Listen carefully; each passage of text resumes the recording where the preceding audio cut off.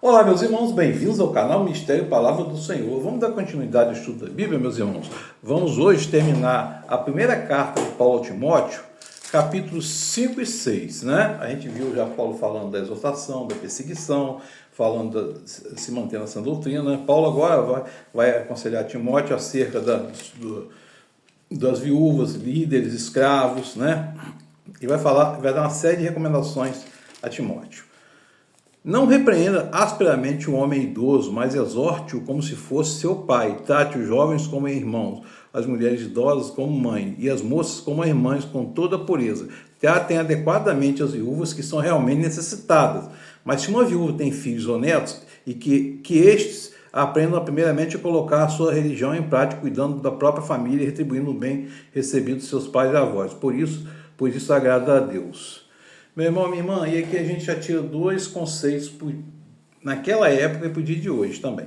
Primeira coisa, ele fala, não repreenda asperamente o homem idoso. Ou seja, o homem idoso pode ser o pai, pode ser o avô, mas conversar com delicadeza, com educação, que muitos filhos, hoje naquela vez, sempre tratam o pai idoso, às vezes, como se ele tivesse pedido a condição intelectual, mental, tratam como se ele fosse um inútil, um qualquer.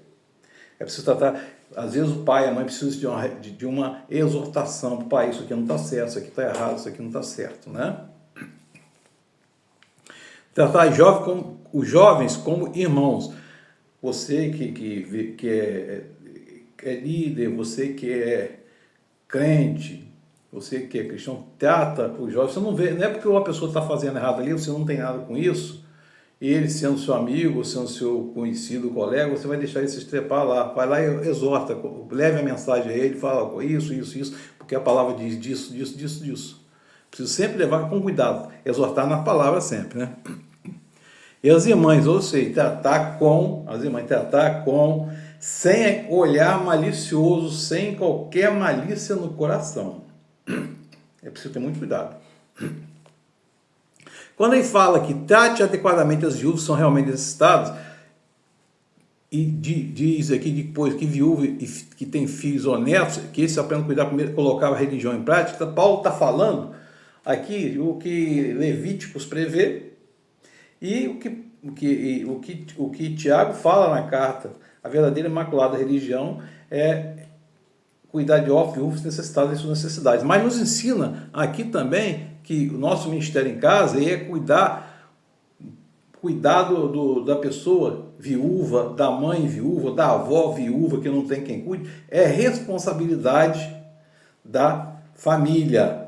É responsabilidade da família. Uma coisa, embora seja assim, às vezes necessário, mas uma coisa que eu não entra na minha cabeça é como é que pode uma mãe ou uma avó com netos, uma mãe com filhos, ou pai ou avô, ser colocado no asilo para outro cuidar, como se o asilo fosse depósito de idosos.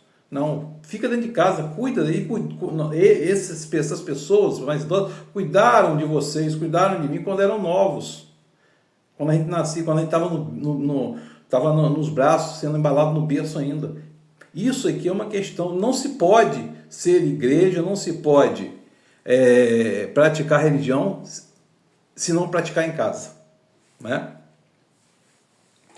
Aí vem falando, a viúva necessitada e desamparada põe sua esperança em Deus e persiste dia e noite em oração e em súplica, porque, meu irmão, naquela época uma viúva que não tinha filho, não tinha família para cuidar, era relegada à miséria. Se não tivesse bens, era relegada à miséria. E a gente sabe que naquela época não tinha previdência privada, não tinha INSS, não tinha nada, né? Não havia uma política pública de cuidados dos necessitados. Não havia essa política pública dos cuidados necessitados. E nos dias de hoje, a igreja tem que praticar esse tipo de cuidado, a política pública, de cuidar mesmo, de suprir a necessidade com os dízimos e ofertas lá para o cuidado das pessoas, da ação social, né? Nenhuma mulher deve ser inscrita na lista de viúvas, a não ser que tenha mais de 60 anos de idade e tenha sido fiel ao seu marido. E aqui, meu irmão e minha irmã, é uma uma coisa que chama atenção, porque a igreja de Efésios parece que mantinha uma lista de viúvos sustentada pela igreja. E embora não haja provas de uma ordem de viúva, a semelhança da ordem do presbítero, parecia que se exigia da viúva que elas fossem dedicadas à oração, prática das boas obras, né? E o capítulo 6, Paulo vai continuar orientando, e é uma coisa que fala muito também aos nossos corações no dia de hoje. Todos que estão sob o jugo da escravidão devem se considerar senhores como dignos de todo respeito, para que o nome de Deus e o nosso ensino não sejam blasfemados. Os que têm senhores crentes não devem ter por eles menos respeito pelo fato de serem irmãos. Ao contrário, devem servi-los melhor ainda, porque os que se beneficiam do seu serviço são fiéis e amados. É lógico que nesse contexto aqui, era parte da sociedade da escravidão, era um contexto social, mas o que ele está dizendo aqui é dizer o quê? Tratar bem o Senhor, não ter raiva, tratar bem o Senhor, e o crente, o senhor crente que possui escravos, devia tratá-lo como irmão, como Paulo fez na carta a Filemão, a respeito de Onésimo, tratar com cuidado, com amor. Né? Se alguém ensina falsas doutrinas e não concorda com a sã doutrina de nosso Senhor Jesus Cristo e com o ensino que é segundo a piedade e o orgulhoso, nada entende. Qual é a sã doutrina? Seguir o Evangelho.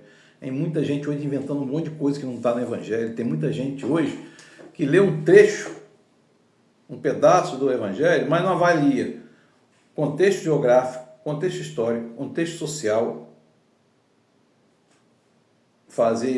olhar aquilo para quem foi escrito, por quem foi escrito, que época foi escrito, para depois trazer para o nosso contexto, ler o texto, explicar o texto e aplicar o texto. Por isso que a gente tem que ler e conhecer a Bíblia, para não ficarmos à mercê de palavras enganadoras. Né, irmão? Só existe o Evangelho, vai ver Cristo Jesus. E Paulo firma muito isso com Timóteo aqui, ensinar a sã doutrina e permanecer nela. Ele vai falar: se alguém ensina falsas doutrinas e não concorda com a sua doutrina do nosso Senhor Jesus Cristo e com o ensino que é segundo a piedade, é orgulhoso e nada entende. De fato, a piedade com contentamento é grande fonte de lucro, pois nada trouxemos para este mundo, dela nada podemos levar. Por isso, tendo o que comer e com o que vestirmos, estejamos com isso satisfeitos. Os que querem ficar ricos caem em tentação, em armadilha e muitos desejos descontrolados, nocivos, que levam homens a mergulharem na ruína, na destruição, pois o amor ao dinheiro é a raiz de todos os males. Vejam só aqui, Paulo está falando aqui para Timóteo da doutrina, está falando aqui da fonte, está falando de a piedade é um grande lucro e é um grande contentamento. É um grande lucro que traz contentamento. Paulo não está dizendo aqui que você não deve buscar melhorar de vida. A questão é que são os meios que vocês fazem. Sabe? Eu tenho uma chance de ganhar um dinheiro e o dinheiro vai me levar a algo errado, é ilícito, é uma forma desonesta. Não deve ser aquilo para o crente. Então, o amor ao dinheiro não é só quem tem o dinheiro. Às vezes a pessoa tem tanto amor ao dinheiro, na ânsia de ganhar dinheiro, comete deslizes e pecados. É isso que ele está dizendo aqui. E aí Paulo vai falar assim: algumas pessoas, por cobiçarem o dinheiro, desviaram-se da fé e se atormentaram com muitos sofrimentos. Porque quanto mais ambição nunca acaba. Você quer uma coisa hoje, aquela coisa não serve hoje, serve amanhã, e a busca pelo prazer, hedonismo, que é a busca do prazer a todo custo, né? Você, porém, homem de Deus, fuja de tudo isso e busque a justiça e piedade, a fé e o amor, a perseverança e a mansidão. Combata o bom combate da fé, tome posse da vida eterna para a qual você foi chamado e fez a boa confissão na presença de muitos testemunhos. E Paulo está falando aqui da confissão de Timóteo, né? Combate, e aí está falando aqui buscando justiça, está falando dos frutos do Espírito, né, meu irmão, minha irmã? Que o Espírito Santo de Deus esteja sobre nós e que nós entendamos que o Evangelho deve produzir em nós frutos. E produzir fruto do Espírito Santo. Que Deus nos abençoe.